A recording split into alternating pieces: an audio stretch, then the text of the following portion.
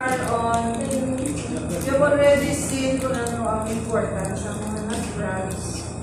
So how do people interested in this go about the finding ang mga natural products that can be useful? So we have here what we call as bioprospecting. So bioprospecting is the effort to search for natural products. And why does this entail a search? Because ang mga plants, of course, usually, they are not confined to just one location.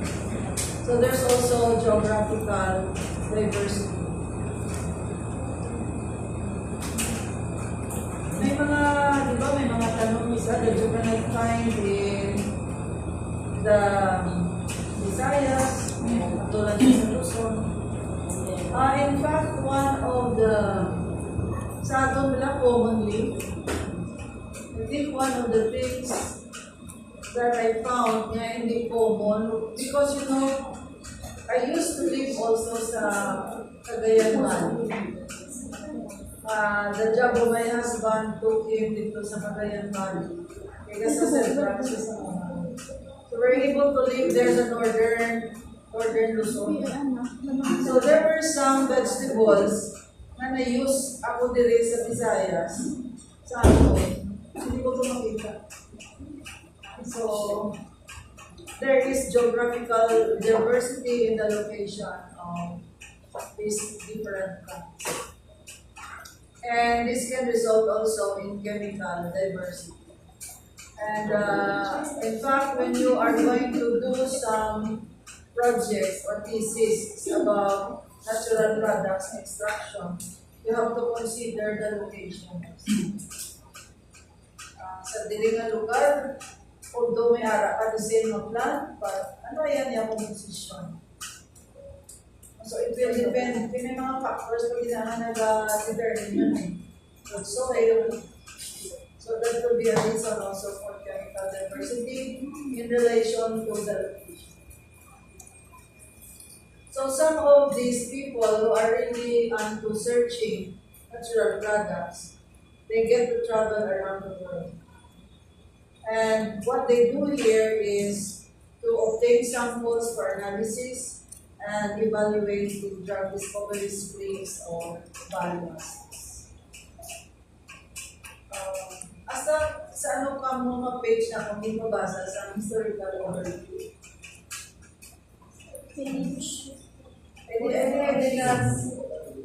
Wala ko na yung mabasa sa inyo ang part 3, no? Part 4. Basa lang ako sa part 2 na. Now, in part 3 and 4 of that same article, actually it involves the different means already of how to get the extract at paano na i-design ang mga drugs. So, sa bioprospecting, it includes not only the search, but also bringing samples for analysis and evaluating in drug discovery screens of biomasses.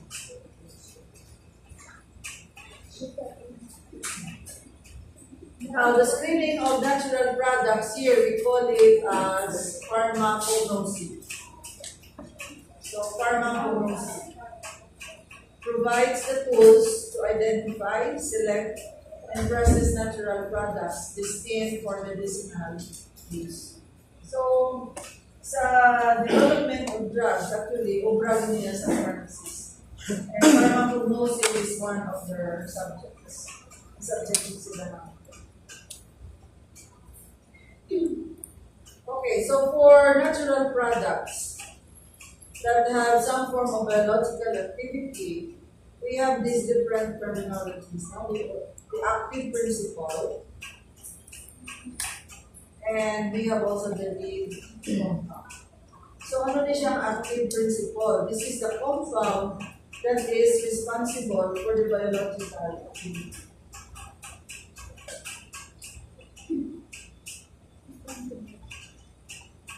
Now, when the structure is already found, let's say, na-determine ang structure, and it was found to have this biological activity, siya na structure could be used as a lead compound. Now, ano ng lead compound? Amo na siya ang pwede natin himuon pattern to make the different drugs. So, amo na tawag sa iya, it's a lead compound. Amo na siya ang template. Okay, but of course, di mali na nga doon na lead compound. It will have to come from the active principle.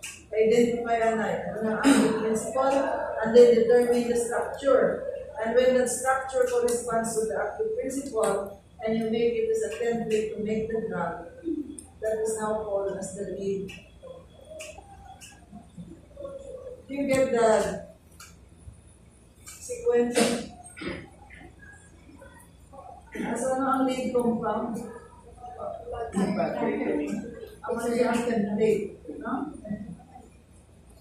From which ang iba ng mga bulong later on that will be made, they are actually patterned.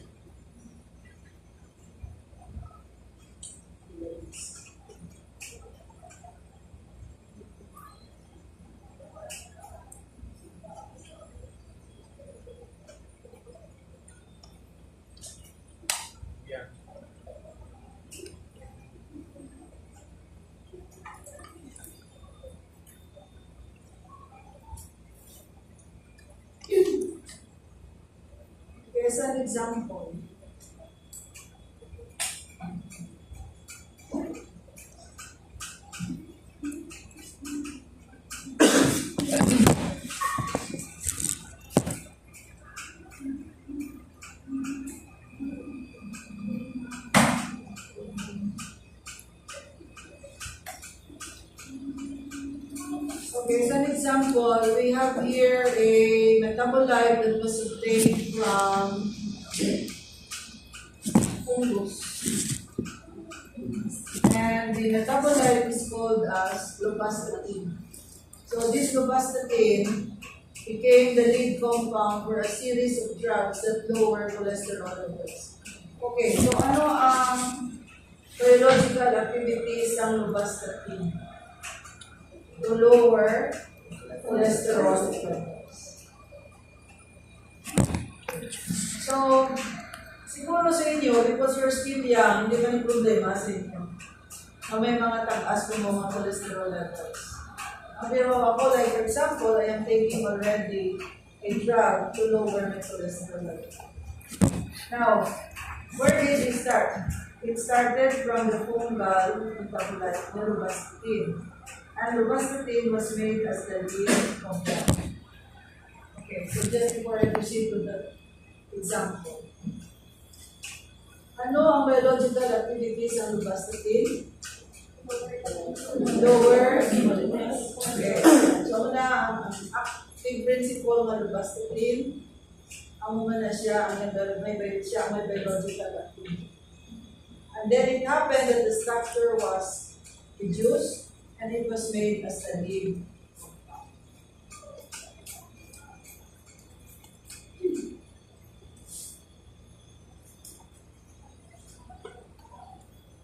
Okay, so these are now different na mga bulong to lower the cholesterol level. So some of these are available in the market, as simvastatin, which is very common. Rosuvastatin, which is actually the one that I'm taking. This one also, atovastatin, is already in the market. So usually, among sila ang mga common sa mercury drug, and the other drugs. So, among siya ang lead compound. So, what do you notice about the rest of the other medicines? May pareho silang portion. May different, may similarity. And that is why this is called as the lead. Dili siya, ang iba niya bulong, dili siya intention. And so this will more or less tell you that ang structure is dependent, it's going to determine how this medicine is going to act. Para ako mag-ibo, wag sa lain naman ng bulong, they should have the same functional group stress and solid.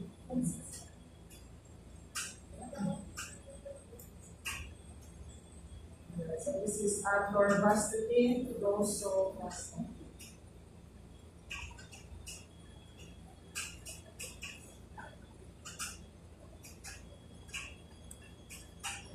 So any questions here? So at least nakita nyo ng diferensya sa active principle and the lead.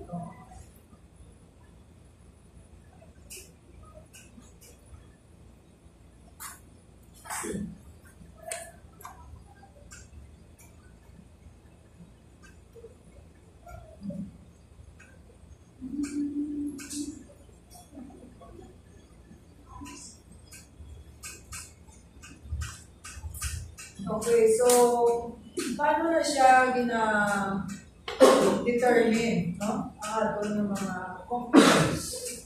So we have, of course, we follow the usual ng mga laboratory procedures. So we have methods of extraction and purification. And most often, sa chemistry of natural products, what is commonly applied for separation will be chromatography and in their different forms. So you have thin layer chromatography, or it could be color chromatography, or it could be HPLC, or it could be GC. But separation usually is like chromatography. And then for structural determination, these are some of the instruments being used. So you have the NMR, mass spec, the IR spec, so XRA and the UV, mass spectrometry.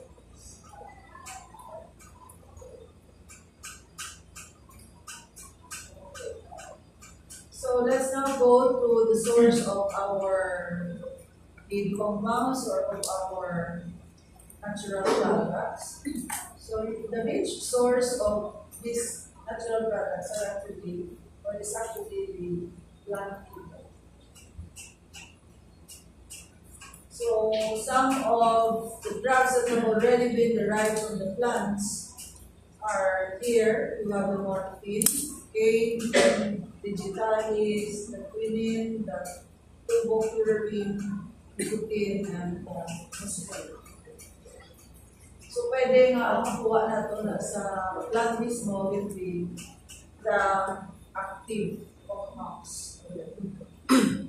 Now, ang iban, they just serve as the basis for making synthetic drugs. So this already tells you here that when you are dealing with natural products, pwede nga diretso mismo ang extract ni mo nito or isolate, or you can really manufacture. So, as a pag-synthesize lang of the compound of ether, what you need to know first will of course be, kailangan mabalaan mo din ang structure. Otherwise, hindi ka ka-synthesize. So, muna natin siya isa limitation sa synthetic. Now, there are also useful drugs isolated from plants. So, may mga other than this morphine, cocaine, etc. We also have the anti-cancer public vaccine for the UP, and the anti-malarial agent are releasing from I'm not just sure, no? Hindi mabubuhan din. But you have heard of Artemis, so, hindi lang po sure kung pareho sila. But usually, ang mga ato na tanong, ang ilan ang anis are related to their speech reports. Hindi yan ang mga scientific. Now, when we go to, I think sa alkaloids later, you will see a very familiar tanong, ang kapatapat. Kilala mo sa kapatapat? Ano siya kapatapat? Kaya dahon ang iyang petals, di ba? Pero tawag siya patapat. Have you seen a patapat? Pero yung wait up patapat? Yung ginagawa ng flower, puti, or even pink. Ay, brown. O galing kay, ang muna ba lang, ang muna ito is gold patapat. Patapat. Ano siya mula? Mga petals, hindi man apat lang. Buti mga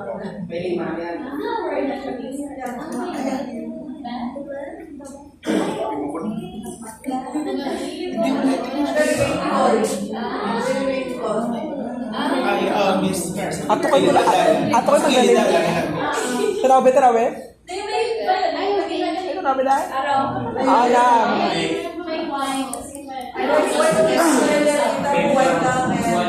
Patapat na galit daw.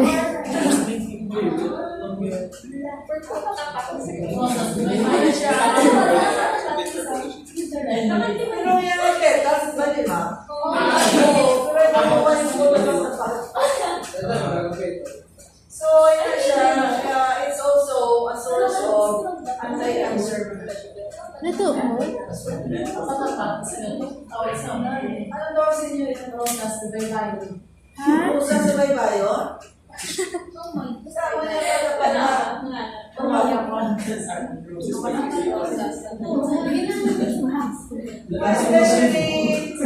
Especially sa high school pa kami.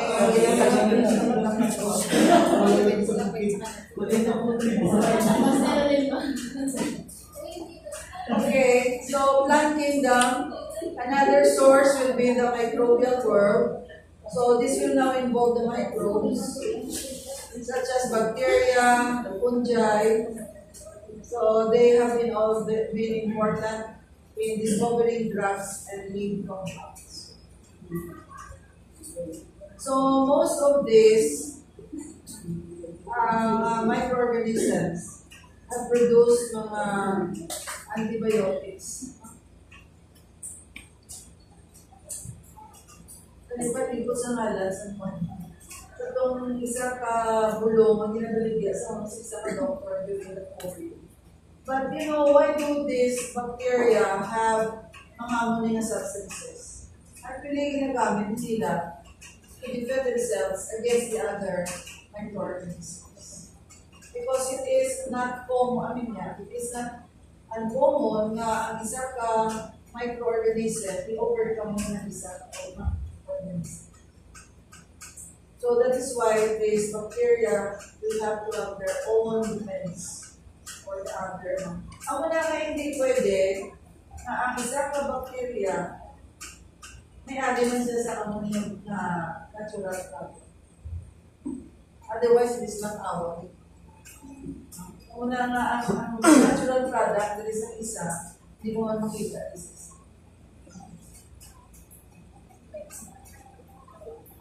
So, microorganisms produce a large variety of antimicrobial agents which have evolved to give their host an advantage over their competitors in the microbiological field.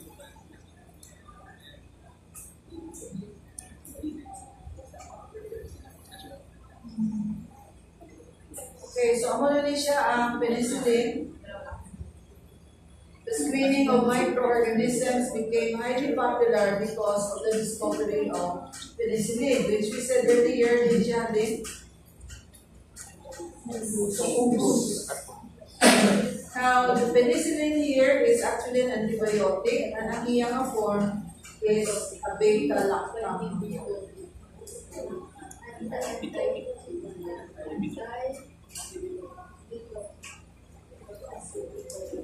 So, because of the discovery of penicillin, nagpisa na sila pangisa sa mga other microbes. So, soil and water samples were collected from all over the world in order to study new bacterial or fungal strains. And we now have these different antibacterial agents. Okay, so we have the cephalosporins, the tetracyclines, aminoglycosides, ipamicines, and the chloramphenicol. Now, up to now, I think we still have the cephalosporins and the chloramphenicol. Problema na sabi ko sa antibiotic because we have frequently used mga antibiotics.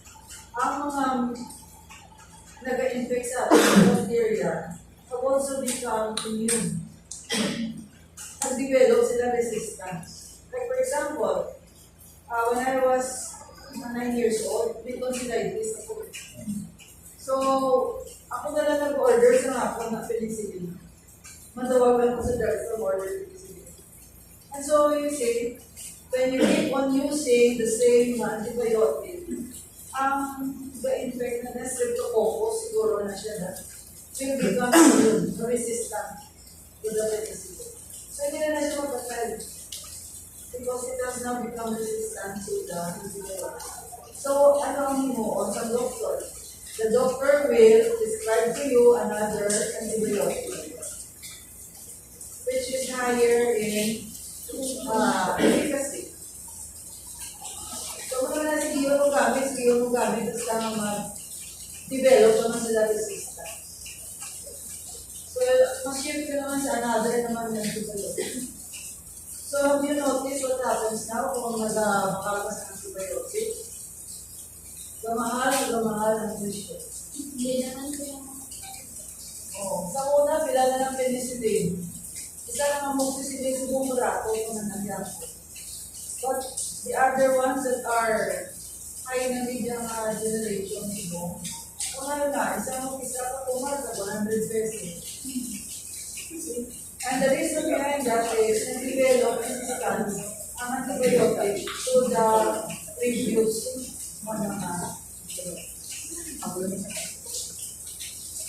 So the study here is actually ongoing. Research is lang research. Because nag-develop resistance ang mga bacteria to the different cells. I think the chloramphenicol is still around. Okay, so we now have another fungus here. We call this as the Aspergillus algaceus. Ano naman niya ang nakuha dire sa sining fungus? Ang nakuha naman is Aspergillus. And ano ang ginimot ng Aspergillus? So this is no longer here an antibiotic, but what it does is it now serves as an antagonist. Ano naman antagonist? Contra. It now serves as an antagonist of the peptide hormone called cholecystokinin. So ano na kung ina-antagonize ng cholecystokinin? Antagonist ng cholecystokinin. So, what does it do?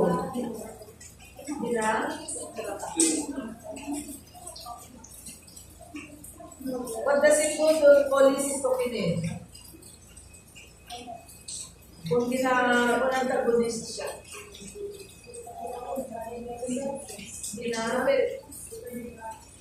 Ano yan? What does it do to CK? Kung control niya siya, ano kung sila nung control niya?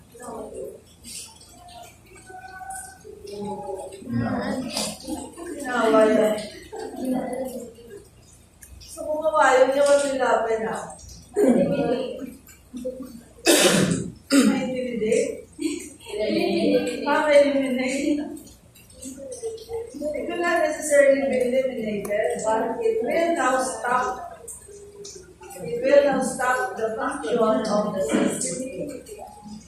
Okay? Now, ano naman yung function ng CCK?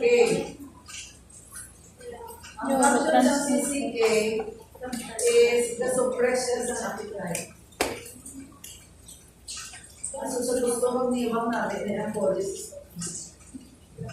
Because it suppresses the appetite, especially kung nanginom, kaya na yung hormone. So before you can take in more food, amo ni siya nag-prevent hindi ka magsiging kaon mo wala ka na empty sa imong stomach ang sulod. So gina time niya. Ang unang cholecystokinin. And that is why it should suppress the appetite. Para mabayan na yung stomach bago ka naman magkaon. Okay. Now, if the asparticine is an antagonist, so what will it do? Kung antagonist is ang cholecystokinin, ano naman niya ang ginagawa? When it stops the cholecystokinin, what will happen? Makaon problem. Because ang functions ng cholecystokinin is to suppress the appetite. So kung gina-antagonize siya sa asparticine, kapag bugak siya,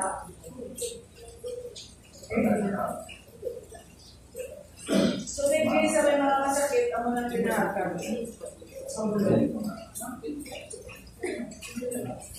Now, the CCK also acts as a neurotransmitter in the brain and is thought to be involved in panic attacks.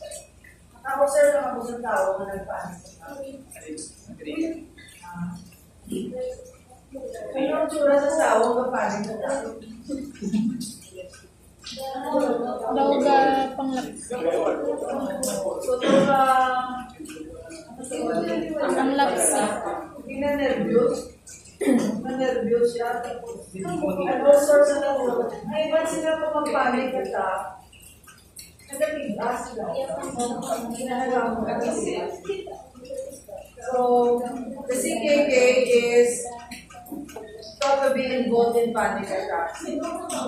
So, the asparticine here, because it is an antagonist of the CCK, so therefore has a potential in treating the anxiety.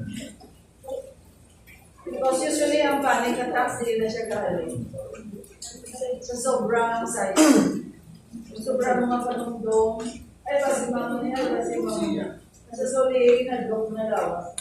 Papanik. So the asparticine is potential for treating anxiety. So muna sila ang mga natural products or secondary metabolites. And you see here ano ang ilang ng mga biological So for the asparticine, it can increase the appetite and also it can be used to treat anxiety. It can relieve anxiety.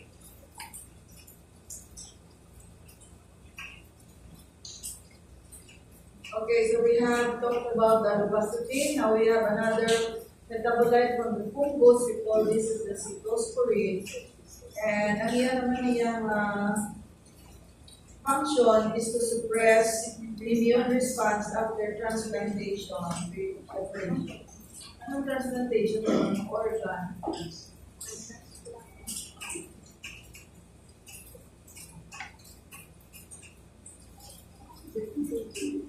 Now, from the marine world, what are involved? We have the corals, sponges, fish, and other marine microorganisms. And you see here, ano ang ilang mga actions, inflammatory. Ano yung inflammatory?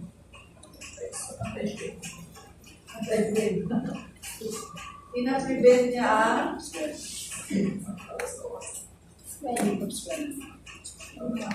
ang inflammatory, meaning ina-promote niya ano ina-promote? Ano ina-promote? Inflammation. Ano yung inflammation?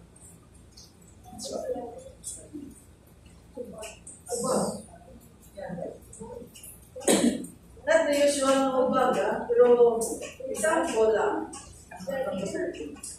Of course, your throat can be inflamed. Sige siya irritated, hindi ka naman. Ang isa kung pinasan naman, especially if you medyo dark and deep siya ng wound. What do you notice around the areas ng pilas?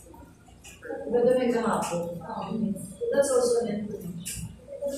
So, ano yung mga natural products coming from these coral sponges, especially ang mga corals and the sponges, they will be inflammatory. So, malapit sa delikado, kung natapitan, ay irritate. Now, another is that they could be antiviral. So, kung antiviral, ano na nila yan? Ano yung word? What does, ano yung action? Antiviral.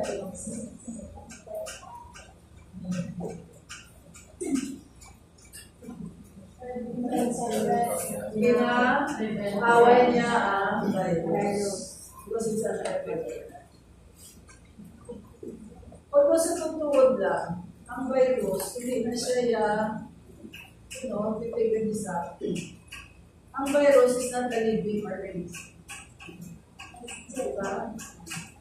So, ang sinilila that is to take the antiviral medicine is quite useless.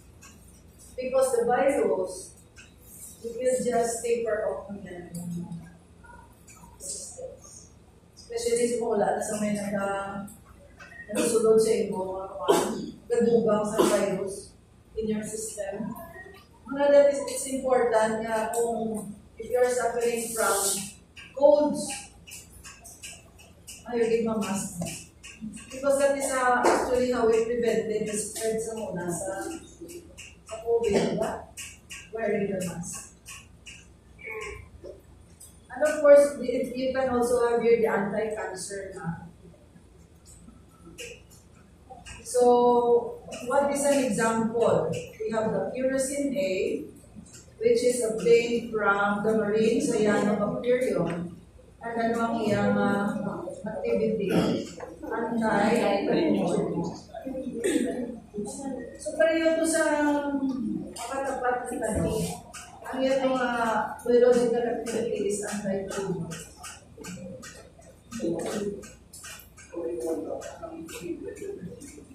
Now, it looks like we have other anti-tumor agents here coming from the marine world. So, we have the iloterobin, bismudermalide, bryostatins, dodostatins, and ciprofloxacins. So, they are all coming from marine sources. Coral sponges.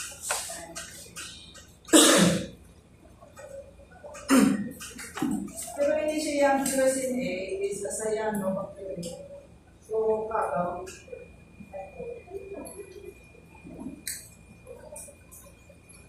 Okay, so may araman tayo mga halin sa animals.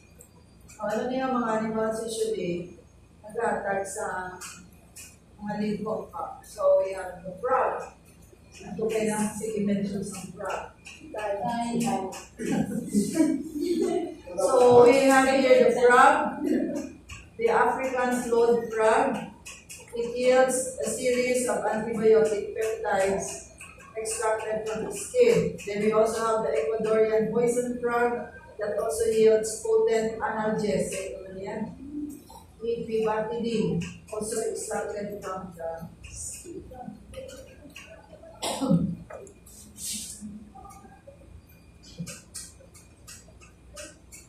Sa ato na yan niya, ang atong Philippine frog.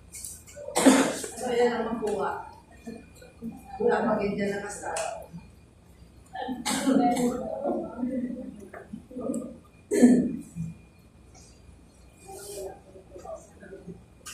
Okay. Di ba may frog at may toad? What's the difference between the frog and the toad? Ang frog is ang toad ano? Anong toad? Grass, rough ang yung skin. Ang frog yan,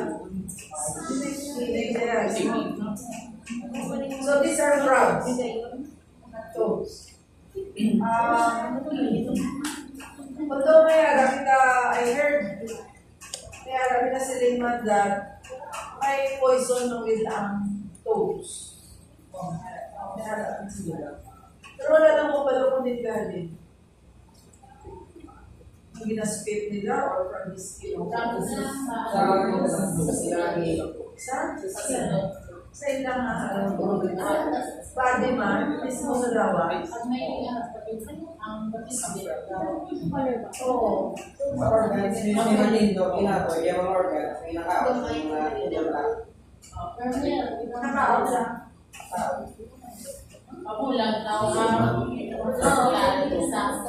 Daw gatas.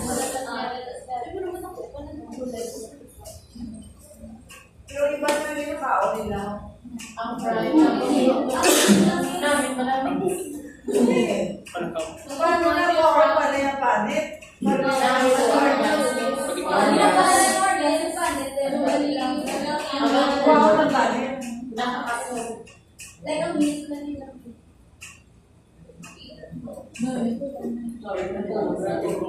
Sa bagay, antibiotic man lang kami na GC. Hindi man toxic. Okay, pero din yan ang mga venoms and toxins. So, we have alin man iba sa plants, meron sa snakes, spiders, scorpions, and other insects and microorganisms. Okay, so for example, ang cobra, it has a polypeptide toxin, and it is called as alpha-bomberotoxin. Ang naman niya, ang alin sa pufferfish, putete, ang iya naman niya ang toxin is called as tetrodotoxin.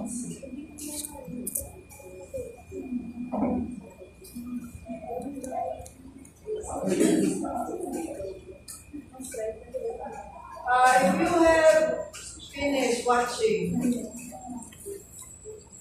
ang video doon ni Dr. Badonero, Dr. Oliveira,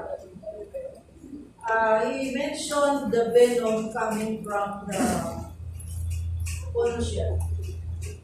So, in Tagalog, ito equivalent how toxic the venom of the conchia. So, halos equivalent siya dito sa bomberotoxin. And even also of the pufferfish.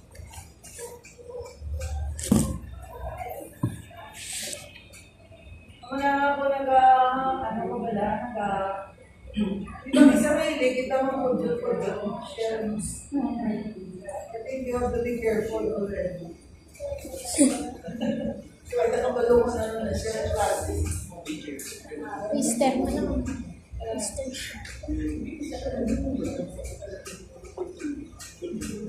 Okay, so may naman kita dili another source, the Brazilian viper. So what's a viper?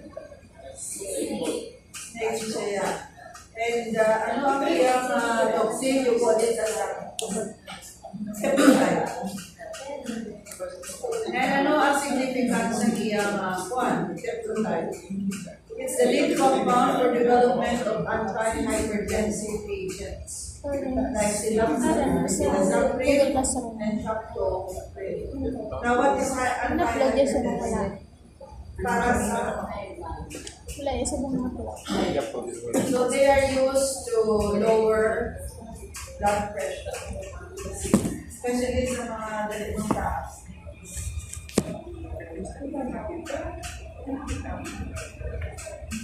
From the microorganism, from the bacteria, Clostridium botulinum, kaya naman siya sa neurotoxin. And this neurotoxin is responsible for food poisoning, which we call as botulism. Because the bacteria here is called as Clostridium botulinum.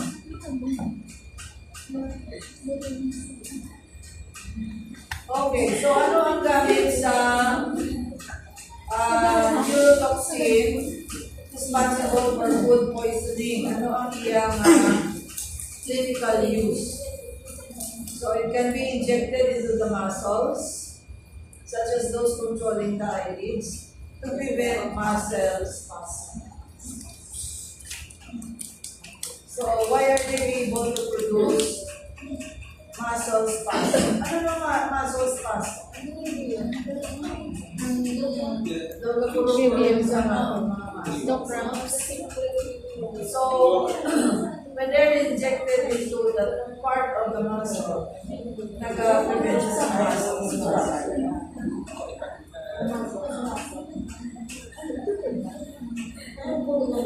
So, ano ang action sa neurotoxin causing botulism? It's anti-cholinergic. Anti-cholinergic.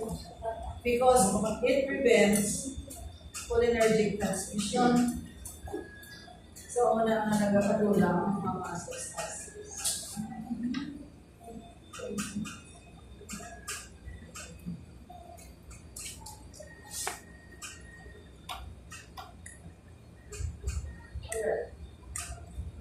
So, ini siya is a chart showing you drugs that have been made. Kailangan ng mga sources. So, these are the legends here. You have B, N, NB, NB, S, S star, and then you have A. Okay. So, what is B? So usually they are large peptide or protein, either isolated or from an organism cell line or produced by biotechnological means in a supplement.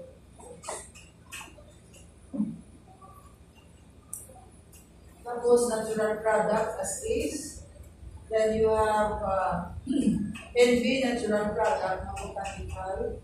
ND, derived from natural product, and it's usually semi-synthetic modification.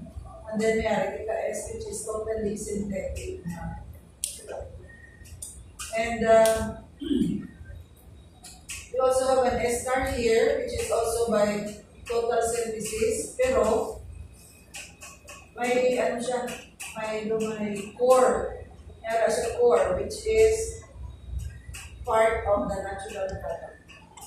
So tumigin ko sila from the natural product. Tapos daw na kailangan din basihan to make the synthesis. Okay.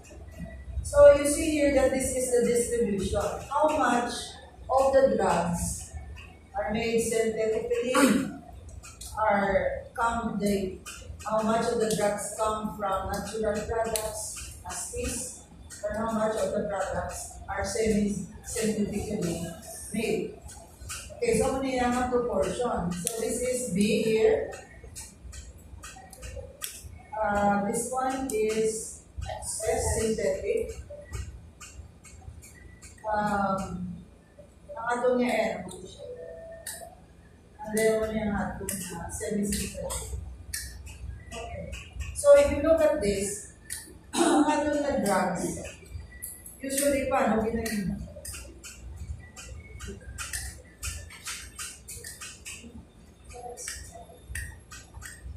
If you look at the chart, paano ginahin mo ang atong drugs? Synthetic. So, actually, kung i-add na niya siya, i-bundling ang mga S. Okay, this one. These are all S's. Pero ang totally synthetic, hindi there this one. Nakuha na siya na. Halin sa semi-synthetic is the next. And ang ato niya from natural media. This is NP. So, unfortunately, this is not expressed in percentage to actual count.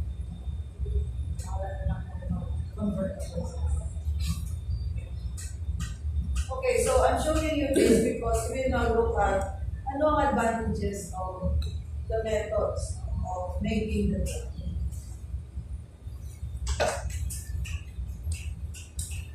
So when medicines or drugs or products are going to be made from natural products, of course, this will involve harvesting. But one of the problems actually, kung mag-gimo ka sa negosyo out of natural products, that it involves especially tanong. One of the problems there is actually this one, ang harvesting. Nakabot like what makes harvesting a problem?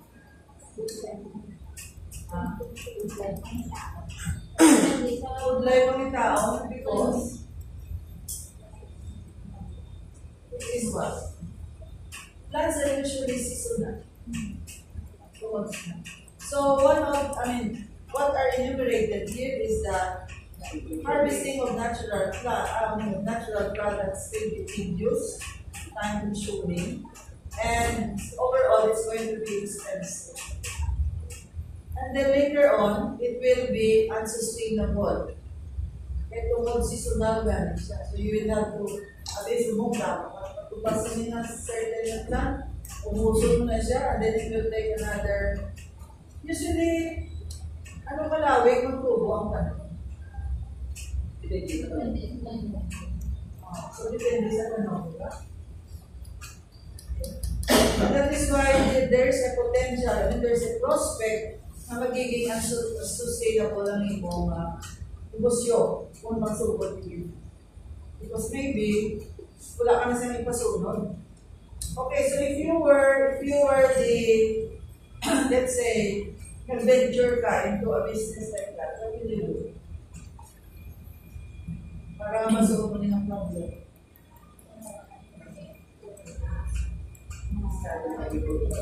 Ha? Ano ba?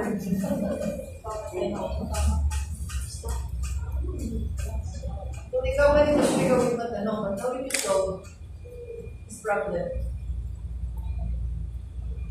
Sabi si Ramesses, okay, ito siya na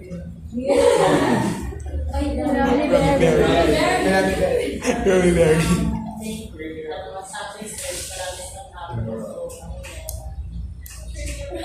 Oh, what else? What can you do? Try.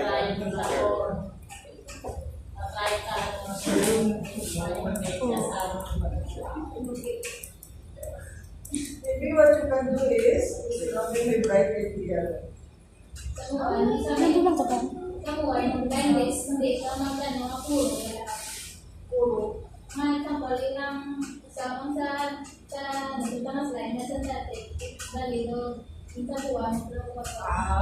hindi yan because we're talking of one method, natural beauty. So pero ang mga source, matanong, maybe you have 1 plant, 2 plants, naubos mo na. So you will have to wait for the next na naman.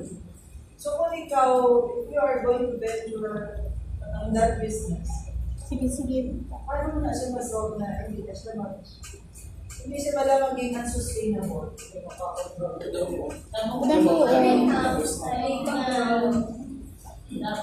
Pwede ka mag-greenhouse so that you can what? Schedule. Ito na to if it's sa tanong. Na nakatanong mo, pwede mo na, o sige, ikaw gusto mo matubo. So after, let's say, mga 3 months, this will start to grow. And by the time you harvest this, sumakapol naman siya. And then you start, so maybe ang pwede din siya yung moon is stagger mo naman mo. So it will involve planning. No raspberry. Plan mo lang so that by the time you harvest this, mayroon na naman na ipasunod. Because ako na yung problema sa kuwanin. Using natural products.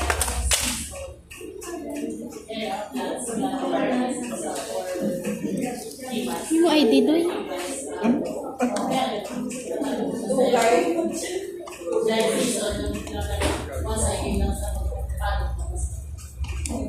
Wala. Sustainable siya. Hindi yan sustainable.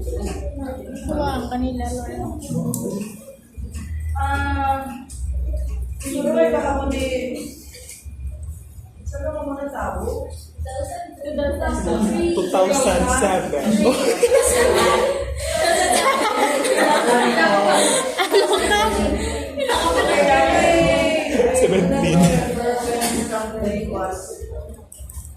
don't remember when I gave you all this company. Pero may company which is called as Excel. Excel. Excel. E-X-E-L. Tapos, gabaligyan sila mga herbal, mga extracts. In fact, they had Zoom na. one Nakikita ko product yung activity. na isa ka butila sa 5. Ito sila tanong. 10,000 was supposed to be under concern. Isa ka lang po nila ang butila. I forgot even kung ano ko siya na juice. Lagyan nila mga aloe vera na juice. Mas 1 liter nila kamahal na 800. Nakatugay na sa 200. So, this lady is a doctor. And then he has this big company sa US. Kaya ano siya eh. What is that? Chinese na American siya, pero Chinese na siya. Hindi ko yan siya, the very big land, piece of land. So, hindi na siya nagtanong. Isang na niya na. So, may schedule ng ilang. So, I just don't know if up to now, sige. Ito may nakita ko mga kung may advertise, pero hindi as many products.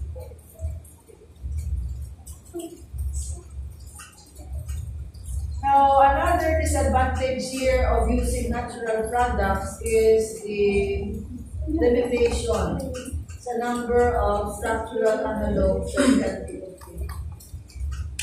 So, due tayo possibility of having a link compound here.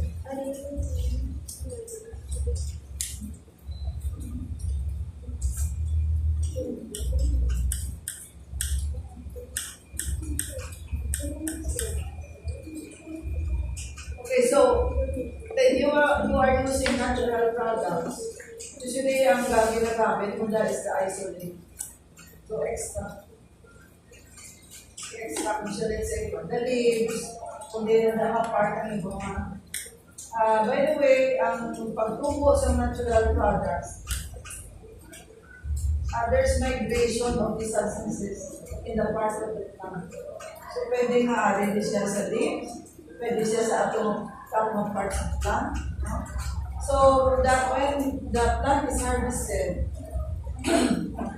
it also depends kung diin mo ng parte na lapit sa imo ng mga leaves. Like for example, sa plant. And what do you do with these parts of the plants that you pick? So, paano na siya extract? Ang na din ng ibong gamiton is the isolate. Ano ang disadvantage of working with the nut crust through the isolate? So, you will often work differently than the original natural products. Do you understand this? You will work differently than the original natural products. Now, makakatabo niya siya. Because ang mga plants, they experience stress. Kung sino mga plantita,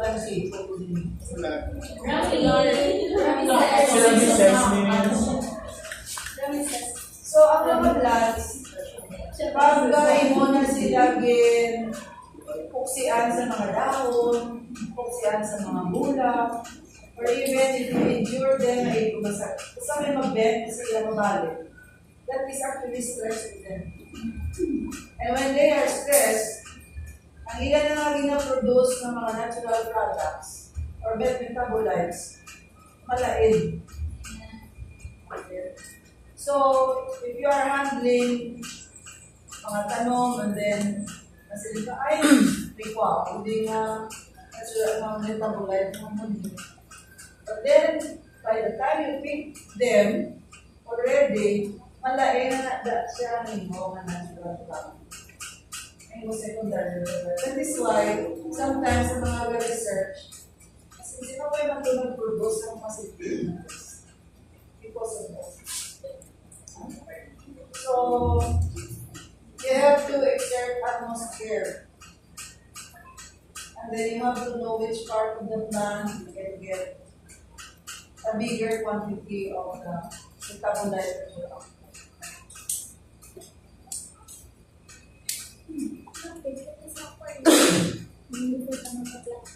So also, many higher plants contain novel metabolites with antimicrobial and antiviral properties. And they have also synergies and they combine antimicrobial compounds with compounds that stimulate various pathways of the immune system. So, nagadain man niya action.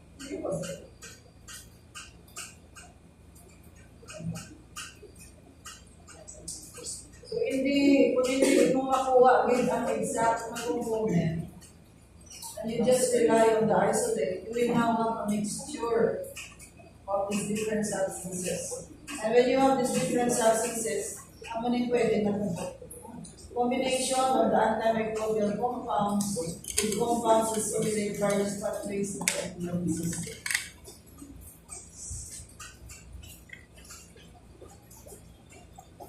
So, ako na ang atong problema if you are using or you are making drugs from natural products, the isolate itself. So, overall, ano ang problema dito? So, this is now another method, synthesis of the natural products.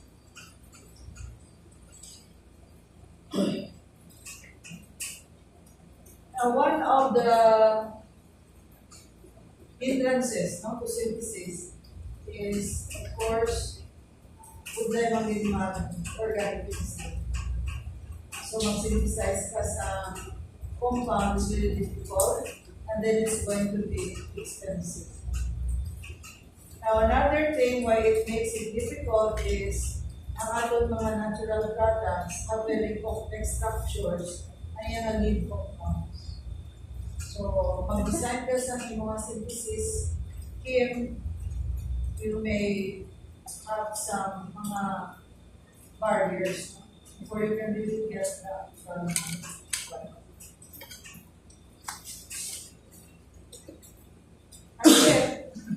kita naman ito kayo nasa chart. Anong pinakadamo? Through synthesis man. Kung sa ganon, they have already found a way na mas madasig na mag-imo sa product through synthesis. And actually, that is found in part 3 of the article that I read. So, you find the reason why. Paano nila napadasig subong ang pag-imo sa product through synthesis?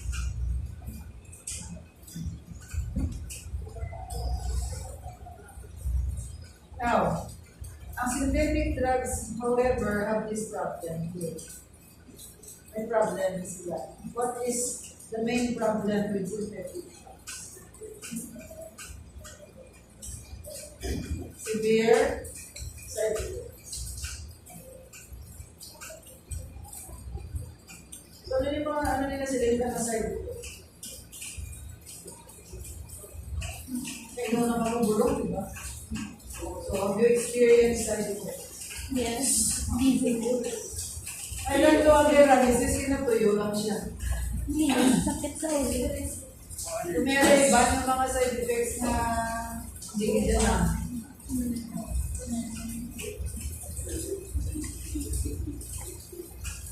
And you know, ang isa ng mga doctors when they prescribe, ang hambalan na nila, because like for example, my husband is taking a lot of medicine today. So, ang hambalan na sa doctor is, kumaga mo na nagani, we just have to weigh in on the benefit. Sabi mo na lang kita siya balance yun. May side effect, ang mga benefit, then ang mas mayo. Kung siya nun, there will be certain afflictions later on in life Naulaki kamay mo. So that na ma-aliviwan, you have to take this medicine. And for natural products, when they are made synthetically, they are no exception. As I did.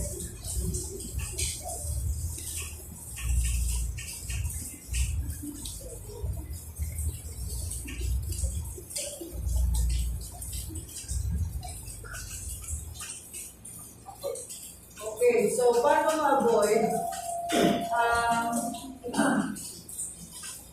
problem with the synthetic drugs? So one of the methods here is the semi-synthetic procedure. Now what is the semi-synthetic procedure? Ang biosynthetic na intermediate is harvested from the natural source, and then the intermediate is converted to the final product by conventional. Ako na ang semi-synthetic.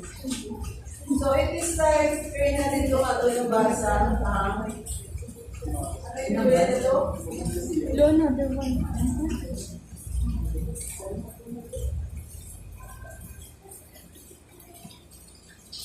The S-star.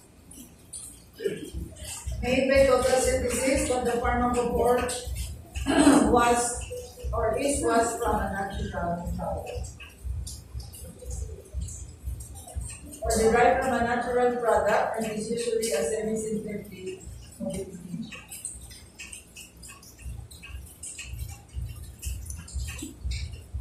So this is how to circumvent the problem with the side effects coming from synthetic drugs.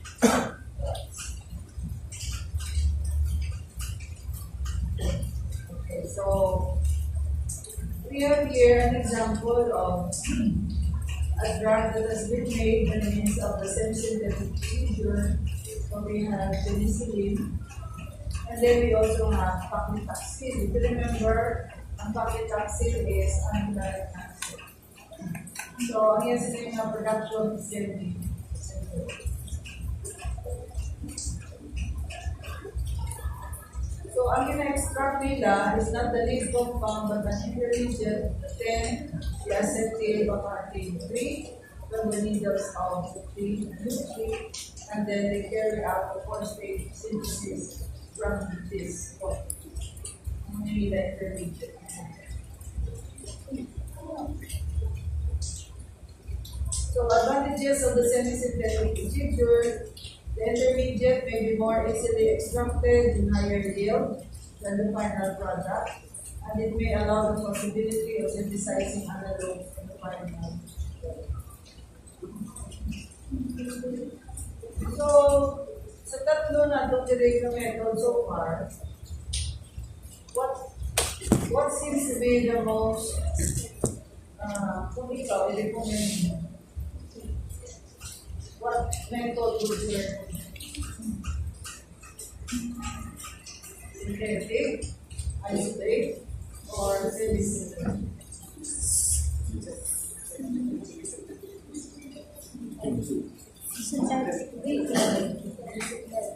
Of course, this one.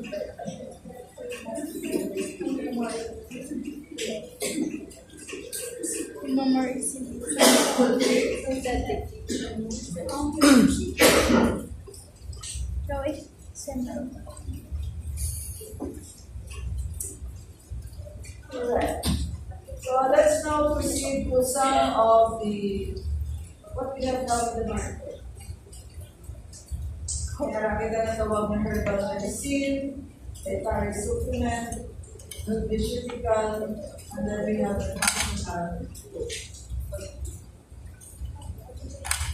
So what is herbal medicine?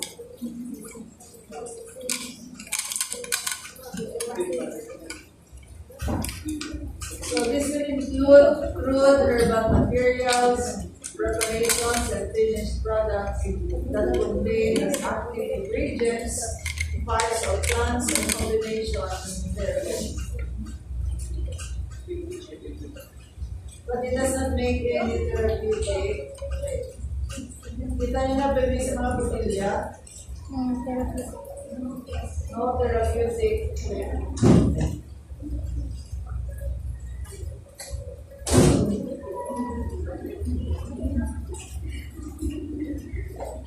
What's an example of this that you can do? Nagabala.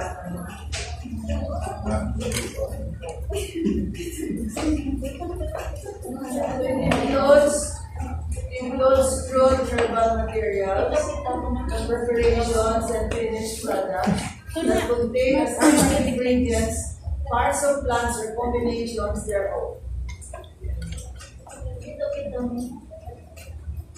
Anong tsura sa pito-pito? Makaitong siya, miss. Pero may Yara, nabalaan mo, mas meron may ginainom. Oo, nagtama sa klase. Pero yung mga palito, may mga lalagod. May pinapalot na pangloto yung tao. So, zero na rin siya.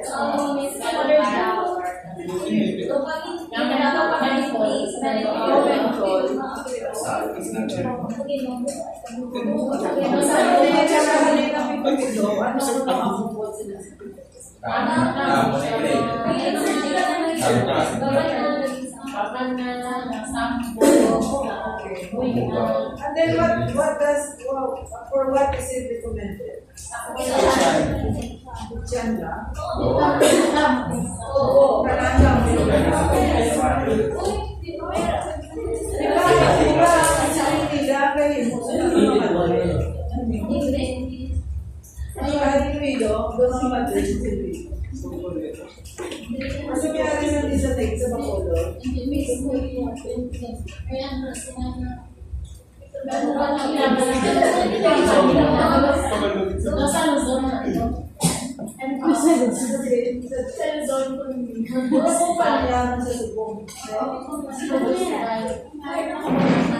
The first time I heard of wait pa ako, mama.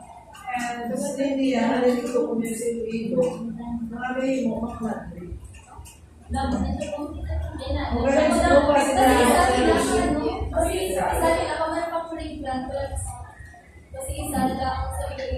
na ito may mga Madrid, mga tubig.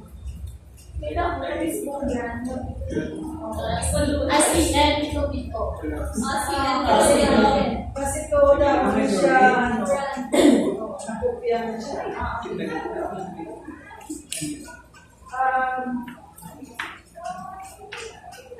Hindi ko pala take this. So, but anyway, but I heard na ang pito-pito. So, ina-recommend, ginagama ko ito ng mga bulit. But the one thing about this is, by definition, ang herbal medicine, this can include herbal materials. Yeah. So, mga tea bags nila, that would be considered. Especially kung pwede siya pag-bulong sa something. Actually, dito dapat sa mga bigyan at siya ng mga tea. Mga labuti, kaya naman siya sa labuti. Pwede na sila makonsider kasi okay, another category na pwede pag negosyohan is dietary supplement. Ano yung dietary supplement? Product that is intended to supplement the diet and that bears or contains one or more of the following dietary ingredients: vitamin, mineral, herb, or other botanical material, amino acid, dietary substance to supplement the diet by increasing the total daily.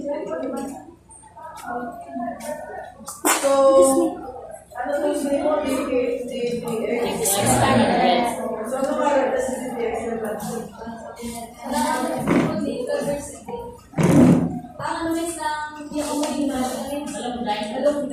ano para lang?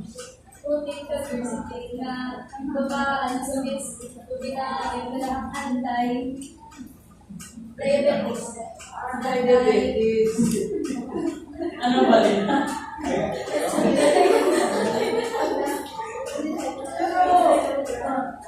Kasi pwede na siya yung magbutang sa herbal medicine. Pwede siya supplemental diet kasi Sa advertisement, isa na dietary supplement. Ang mga dietary supplement. Pwede siya dietary supplement hindi siya. So may mga vitamin, mineral, herbal,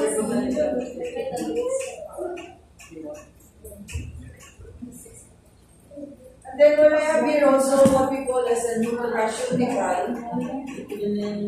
Dietary supplements also administered in large dosages in order to obtain pharmacological. Okay, so may ara ni siya. For example, there was one former na professor, may cancer siya. So, ang sinito, pagpa-inject siya sa very large dose of vitamins. Nag-remission. So, very large doses of dietary supplements para nga may pharmacological. So, that could be an example. So, deliver a concentrated form of a presumed bioactive agent from food. So, vitamin C presented in a non-food matrix in dosages that exceed those that can be obtained in normal food. So, nga doon, vitamin C usually taas na ng 500 milligrams. So, itong iyan ang labot mga 10,000. Hindi na IPC. kaya lang. Yeah, because it was part of the anong therapy na ginawa? Curing his cancer. Hospital siya siyempre. It was under hospital na before this here. And then we have here, ano ni kailan pumakot, ano yung functional.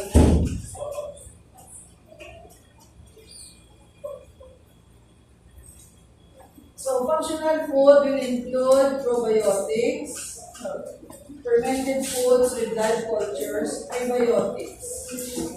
So what is functional food? Food that is consumed as part of a normal diet and which is claimed to have health-promoting or disease-preventing properties beyond the basic function of supplying.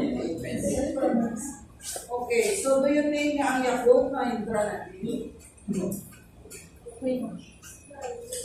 Yakult. Probiotics. Ay, ako. Yakult. Ano ang ara sa Yakult? So it contains probiotics. So it's also a supplement. So you see ang application of the nutrients.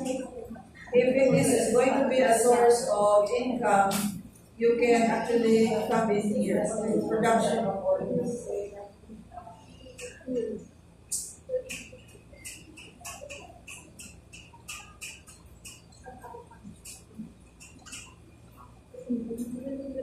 Now, pag nagamit kita sa mga herbal, to cure mga they belong now to the term what you call as traditional medicine. So, ang usual na yung agto sa hospital, that is not traditional medicine. That is the modern medicine. Ang traditional yan mo niyo, apply siya mga Chinese medicine, Indian Ayurveda, mga plus. So, hindi siya the usual na prescription na to. And ang problema lang sa isang TM is ang atong din na doctor, they are not also all practicing. So, may alaman ni natawag isa nga mga alternative, mga practice ng alternative medicine.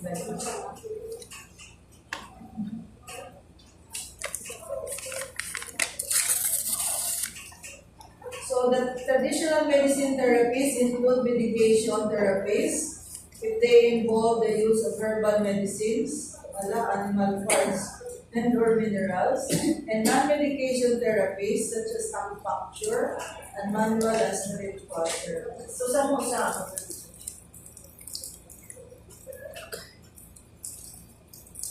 There is a doctor here sa Riverside.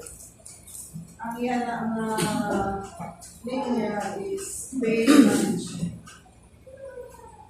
So, actually nakakadto na ko sa iya.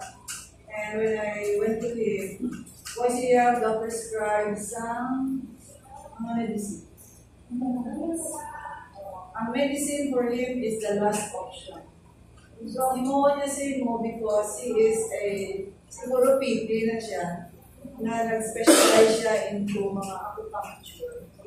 So, i-PT niya ka nanay. Kinabal niya tayo sa show. And then later on, kung may sakit pa din, i-acupuncture. Because he is also going, actually, open na naman doon sa check. So, we're in the acupuncture. So, ano na yung alternative medicine? Acupuncture. Kasi ang acupuncture yan, may needle. So, ang mga expert sa acupuncture, madala na sila sa mga points kung hindi na nila gusto mo. So, ang ating pressure ay doon, magkakaon na sa design pressure points.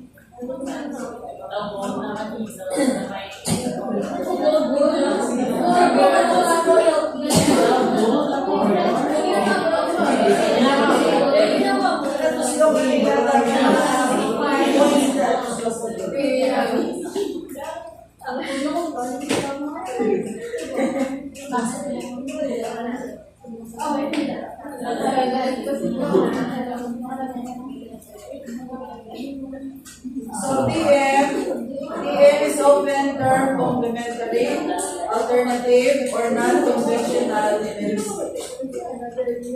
Take note na rin common na pinapractice sa mga doctors na you call that as allopathic medicine or the conventional medicine. Ano siya pinapraktis?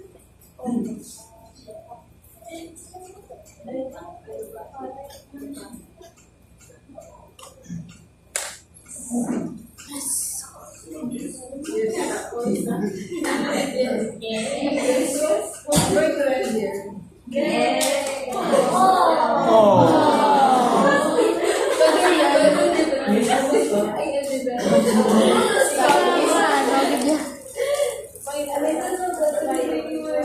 Nakuha na ito assignment, Lisa. Paano napadasig ang synthetic method? Paano napadasig ang synthetic? Based on, you have to read now the parts 3 and 4.